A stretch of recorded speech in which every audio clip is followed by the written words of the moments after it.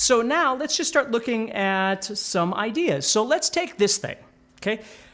When I'm building a lick sometimes, the lick is less about the notes, and sometimes not, but it's less about the notes and it's more about the pattern that I'm creating. Let me show you what I mean. So if I go right there, what I'm doing is I'm playing, for those of you that might not be able to see very well, I'm going from 8 to 7, I'm doing a pull-off, and then I'm dropping down to the 9th fret of the 3rd string, back to the 7, and then a pull-off from 9 to 7 on the 3rd string.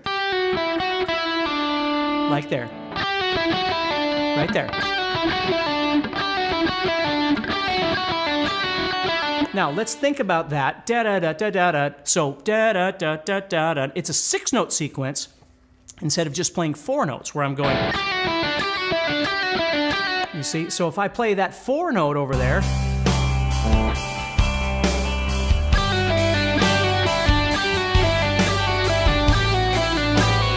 See, it doesn't sound quite as exciting. If I play it as a 6-note sequence,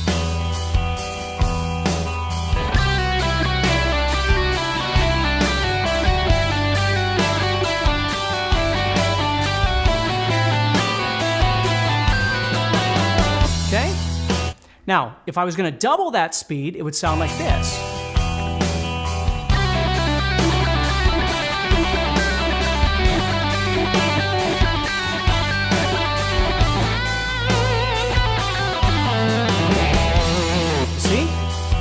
So again, if I double it, and this gets into that whole thing of faster is better, slower is better. For me, neither one's better. They both do different things. When you speed something up, it adds energy. It does. It just adds energy. It adds power to what you're doing. When you play something very, very slow all the time, it's hard to create that energy. But the problem is too, is if you play fast all the time, when you slow down, it just adds another complete element of dynamic because everything isn't fast, right? So when we bring it back down,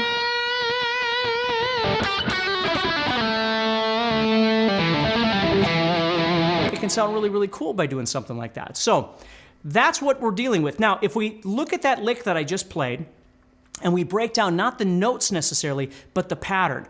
I'm playing a pull-off on a string, and then I'm going to the next string up, and then going back and then doing a pull-off on that thicker string, right? So as I go, what I want you to concentrate on is the pattern that I'm using to play the lick, not the notes, because the notes themselves can be changed. I can put this anywhere I want, relatively speaking, inside that scale. So let's say I do the same thing, only this time what I'm gonna do is instead of playing it here, which is what I just did, what I'm gonna do is I'm gonna move over here and play 5 and 7, and then 8 and 5.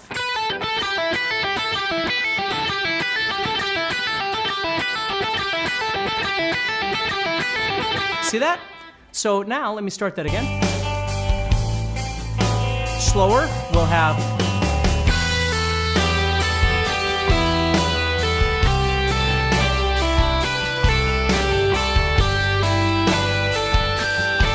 double time.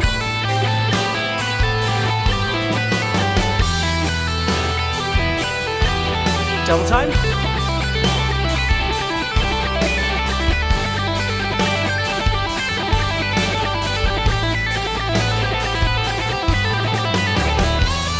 See?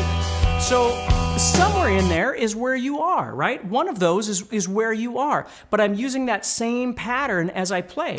So I might move somewhere else. I might move up to maybe 10, 7, 8, 7.